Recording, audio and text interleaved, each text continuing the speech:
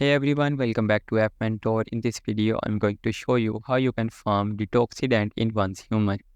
Now, Detoxident is crucial for enhancing your survivability in higher level zones, and while it can take some time to gather, the benefits are definitely worth it. Now, to efficiently farm Detoxident, there are several locations.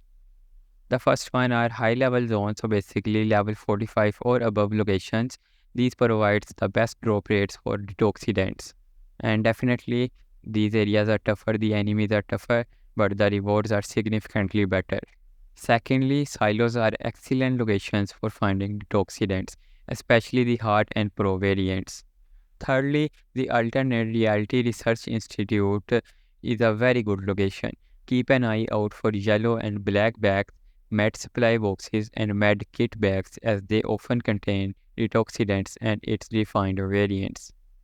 And that's it for today's video. If this video is helpful to you in any way, please hit that like button, subscribe to our channel, and thanks for watching.